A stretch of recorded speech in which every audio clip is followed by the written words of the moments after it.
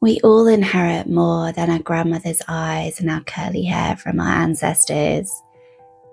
We inherit stories, whispered, unspoken, unfinished. Some of them we carry with pride, and others we may not even be aware of. Just a sense of heaviness, fear of our own power, perfectionism maybe, or a desire to achieve something that feels forever out of reach. We carry these stories with us from our ancestral line. And some of these stories may be things to carry for this lifetime. Stories that we're tending to, stories that we are working with and understanding. Others are here to be healed, to be transformed for our ancestors, for our lineage, for anyone who comes after us. The stories that are holding people back, that are keeping them smaller.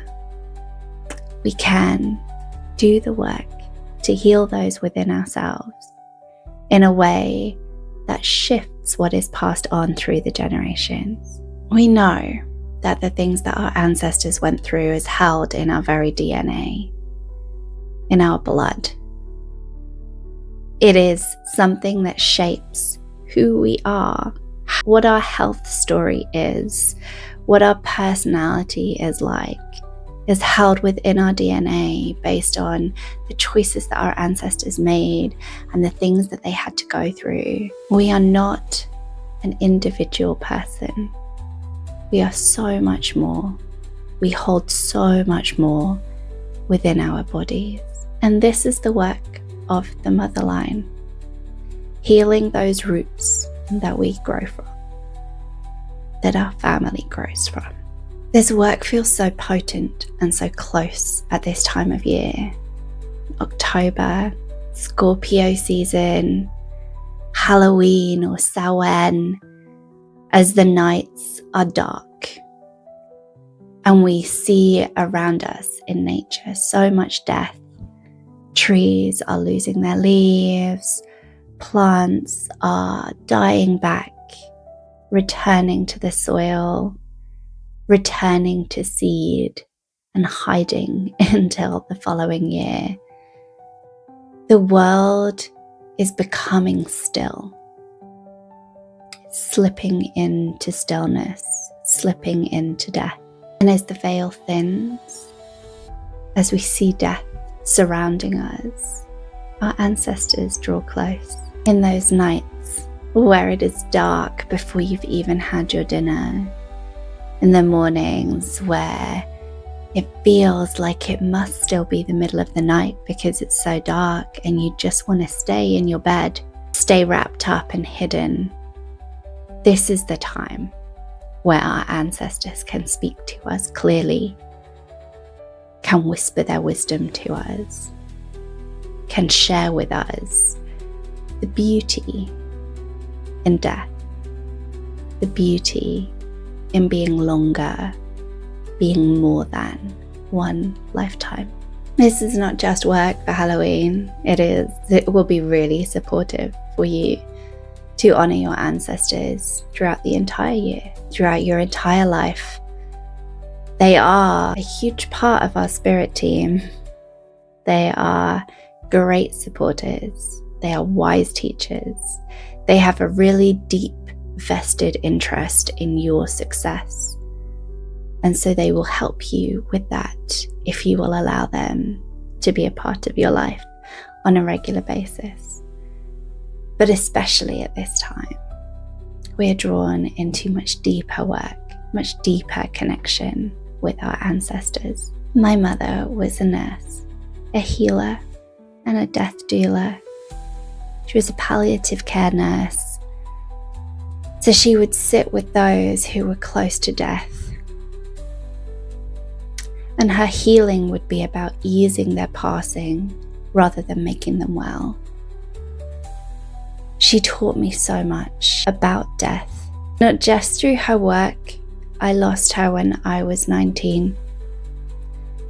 And that experience of death was such a profoundly transformative moment for me. Even in her life, she was a community builder, but she didn't gather the greatest and the most perfect people. She would find those who had nowhere else to go, those who were broken, who were disowned, who were making choices that hurt those around them, that left them isolated, and she'd welcome them. She knew how to hold that brokenness, how to be with them without being able to heal them or to fix them. She gathered these people around and she supported them and she comforted them and she cared for them. She became family to so many people. She was a deeply beautiful person. My grandmother, her mother, was wild. She was the wild woman. She would swim in the freezing cold British Sea on Christmas Day, completely naked. She traveled the world in her retirement. And even before that, her life was one of wild adventure. She was married 4 times, none of them very nice marriages. She lived a life full of stories of her own magic, of the places that she had been, of the people that she had met. Her stories teach me about freedom and boldness and adventure. But beyond these women, I come from mothers, wives, ordinary women, teachers, healers, travelers, community builders, women who were put in horrendous situations, and women who thrived, who knew how to love and to live.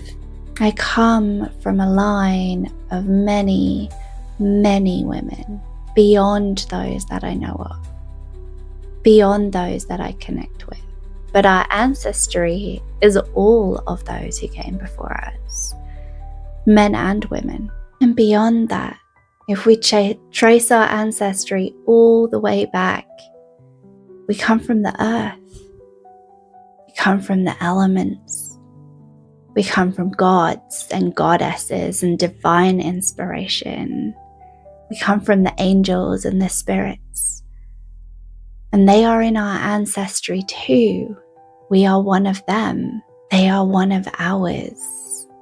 They are many of ours. And so when we look at our ancestry, if it is painful, if it is broken, which I think for everyone at some point it is, then we can look back. We can look back at our ancestors who have died many years ago. These ancestors have had enough time to process their life experience. We call them the well-dead ancestors, the ones who are ready to serve not from a place of their own personal ambition, but from a place of understanding through life and also through death. And we can look back as far as the beginning of time and call in our ancestors from then. Those ancestors of the divine, of the earth, of the water, of the winds, and of the flame. We can call those ancestors in, those pieces of ourselves.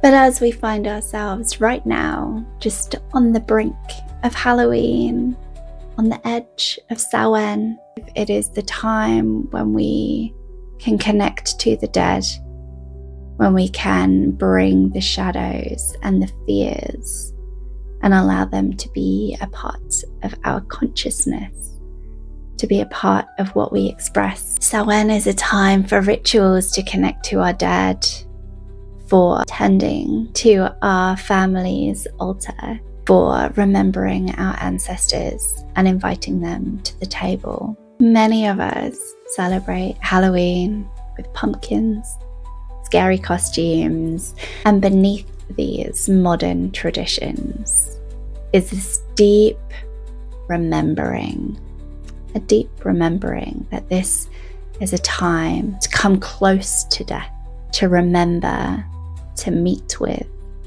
to understand, to step into our own shadow, the piece of us that is driven by fear and rage. We can step into that, acknowledge that piece of ourselves, remember.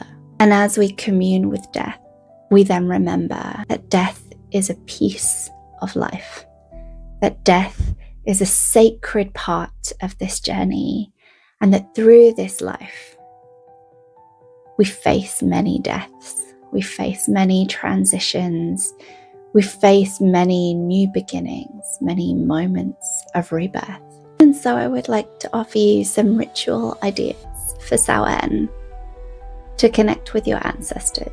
If you are new to this work, sitting with your ancestors can be as simple as finding a photograph of them and spending time with that photograph, or choosing something that they love.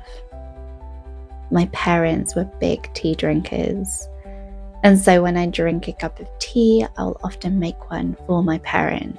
And creating an ancestor offering can be as simple as that. Make them a cup of tea and place it somewhere that is special for them.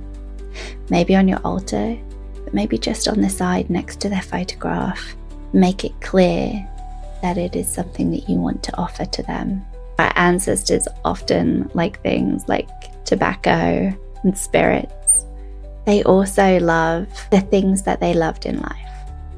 Fresh flowers, a piece of cake, a biscuit. And these are all simple things that you can take a piece of what you own already and place it somewhere for your ancestors. They're not asking you to do something extravagant. They're asking for something that is a part of your life already. I feel like these ancestor offerings are about including them in the things that you're doing anyway, honoring them in the ways that you would honor your family, offering them food and drinks and allowing them to be seen, to be known as part of your family. Take a moment at this time of year to really connect to them, to allow them to speak to you. Your ancestral line carries deep wisdom and a deep knowledge of who you are and what you are doing in this lifetime. They will have insights that are so powerful and that unlock beautiful possibilities for you. So if you are able to, grab yourself a cup of tea and a photograph of some of your ancestors and sit down and journal. Ask them, what do they want to share with you? Tell them what you would like to know. Tell them about the things that you are going through at the moment and allow them to speak into that. And as you write, allow yourself to think on their words, to listen to their voices, and to allow them to speak into your life. As you do this, as you connect to your ancestors, I would love to hear what is coming through for you, what your ancestors tell you about, what it is that they're sharing with you for your life. So please do drop that in the comments. Share about your connection to your ancestors. Share about your connection to your own motherline and how that has helped to inform your parenting and the way that you live your life. It's definitely been a big part of what has shaped me and how I live my life. I'm going to be making some more content around similar themes throughout this time of year as we lean into that darker space of these darker months of the autumn and the winter, of death and rebirth, and connecting to that energy. So please do stick around and subscribe. And may your hearth always be warm, and may your ancestors be close, especially in this season.